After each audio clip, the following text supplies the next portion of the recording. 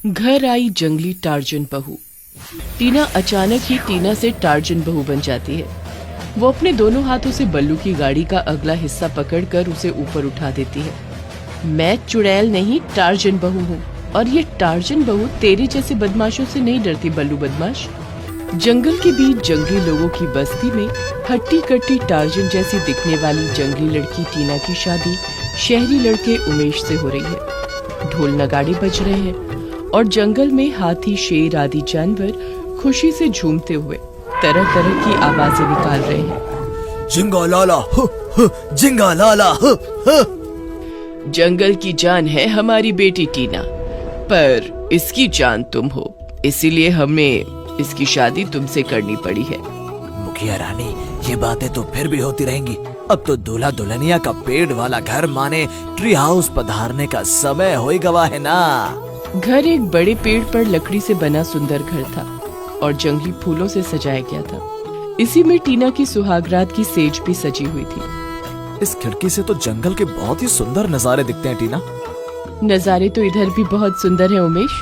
अब ये नजारे देखो ना, क्या खामखा बाहर के नजारों में मन को भटका रहे हो। टीना के ये कहने पर उमेश उसे गौर से देखने लगता है। बला की खूबसूरत और जवान हट्टे कट्टे बदन वाली जंगली दुल्हनिया को देखकर उमेश उसकी ओर खिंचा चला जाता है। एक बात कहूँ टीना, तुम तो मेरी टार्जन जैसी दुल्हनिया हो। अब देर न करो उमेश, इस दुल्हनिया को भी कुछ चाहिए। अब देर की तो अभी हुआ हुआ की आवाज करके जंगल के सब जानवरों को यहीं इकट्ठा कर लूंगी। इसी तरह की बातें करते करते टीना और उमेश अपनी सुहागरात की रस्म पूरी करते हैं और समय बीतता जाता है। इसी बीच टीना प्रेग्नेंट हो जाती है। अरे टीना, अब तो हम बच्चे के माता पिता बनने जा रहे हैं, इसलिए सोचता हूँ कि क्यों ना अपने घर चले। वहाँ शहर में उमेश? हाँ, शहर में। माँ और दिव्या तुम्हें देखकर बहुत खुश होंगी। उमेश के कहने पर टीना उसके साथ शहर जाने के लिए तैयार हो जाती है। जंगल की मुखिया रानी टीना को जंगल से बाहर तो नहीं भेजना चाहती थी, मगर बेटी के सामने मजबूर थी।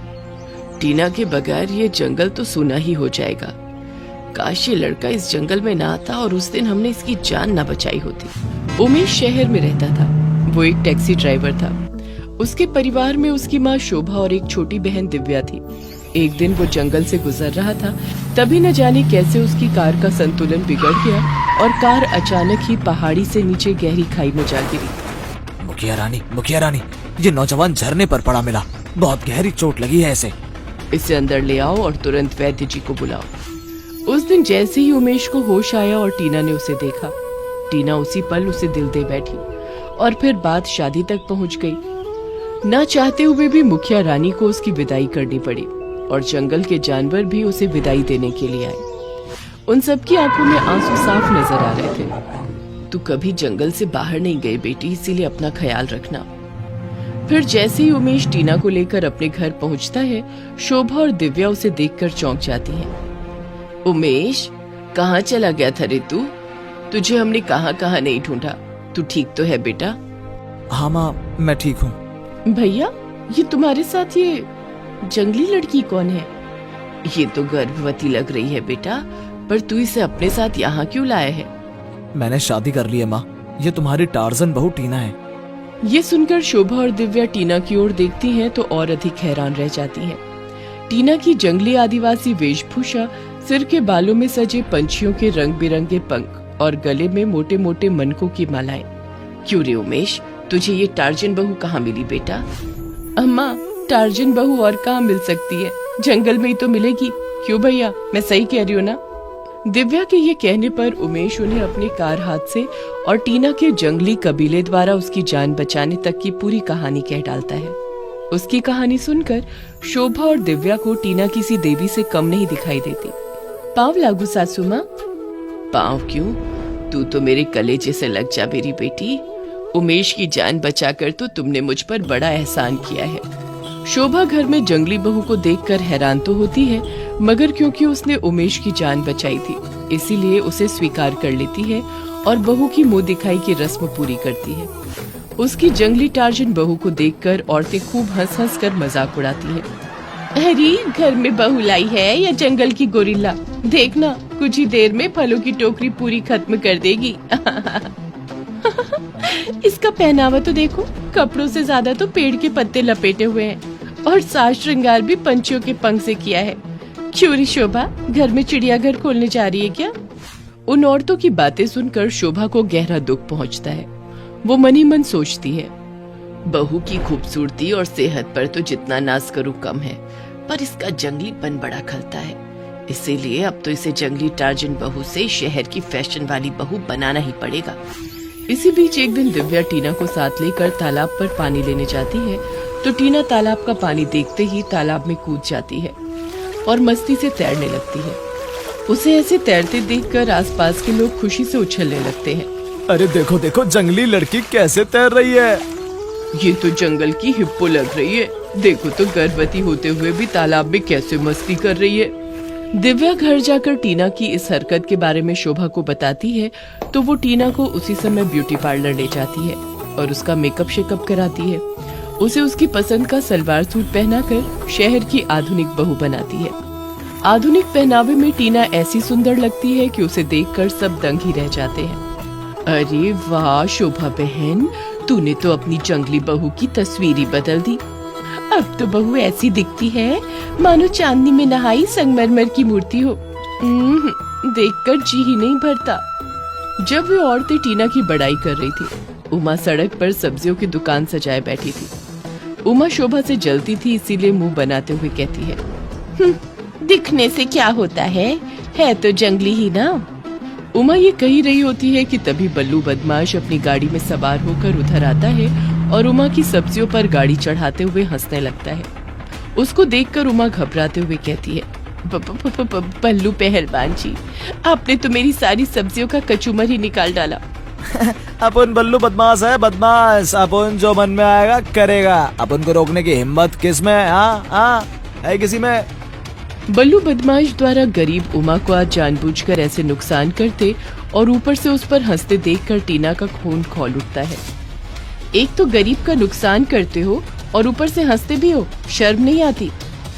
बे पहाड़ जैसी चुड़ैल, तू मुझसे जबान लड़ाने वाली होती कौन है? ज्यादा शेरनी बनेगी ना तो तुझे भी इन सब्जियों की तरह कुचल डालेगा पुनः। बल्लू बदमाश टीना को साधारण लड़की समझकर उसके मुंह में जो आए बके जा रहा था, मगर तभी टीना अचानक ही टीना से टार्जन बहू बन जाती है। वो अपने दोनों हाथों से बल्लू की गाड़ी का अगला हिस्सा पकड़कर उसे ऊपर उठा देती है। मैं चुड़ैल नहीं, टार्जन बहू हूँ, और ये टार्जन बहू तेरे जैसे बदमाशों से नहीं डरती बल्लू बदमाश। टीना में ये ताकत और उसका दमखम देखकर बल्लू और उसके साथियों के पसीने छूट जाते हैं। वे गाड़ी से कूदकर भागने की कोशिश करते हैं, मगर तभी टीना उनकी गाड़ी सड़क पर पलट देती है। गाड़ी के पलटते ही वे सब मिलकर टीना पर वार करते हैं, किंतु उसके आगे टिक नहीं पाते। ये ले बदमाश, ले, ये एक और ले, घूसे तो बहुत खा चुका है, अब लाते भी खा। अरे अरे भागो भागो, अपनी जान बचाओ भाई, इस डायन से तो बाद में निपट लेंगे। ये कहकर बल्लू और उसके सभी साथी अपनी गाड़ी छोड़ वहाँ से भाग निकलते हैं और उमा टीना से माफी मांगने लगती है। मुझे माफ कर देना बेटी, मैंने तुझे खामखा बुरा भला कह दिया। कोई बात नहीं माँ जी, आप बड़ी हैं और मैं बड़ों की बातों का बुरा नहीं मानती। उस दिन के बाद बल्लू टीना को अपना सबसे बड़ा दुश्मन समझने लगता है और उससे बदला लेने के लिए मौका तलाशने लगता है। समय बीतता जाता है और एक दिन टीना बाजार जाती है तो बल्लू और उसके आदमी धोखे से उसे रस्सियों में जकड़ लेते हैं। टार्जन बहू, अब देखना तेरे साथ क्या करता हूँ। तुझे जंगल में ले जाकर मोरनी सा नचाऊंगा, मोरनी सा। मोरनी सा तो तू नाचेगा बदमाश, एक बार जंगल में चल तो सही। बल्लू और उसके साथी टीना को सरे बाजार रस्सियों में जकड़कर अपनी गाड़ी में डाल लेते हैं, मगर जैसे ही वे जंगल में पहुंचते हैं, टीना फिर से टीना से टार्जन बहू बन जाती है।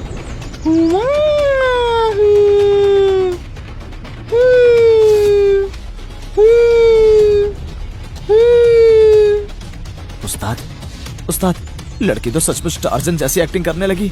शायद पागल हो गई अबे।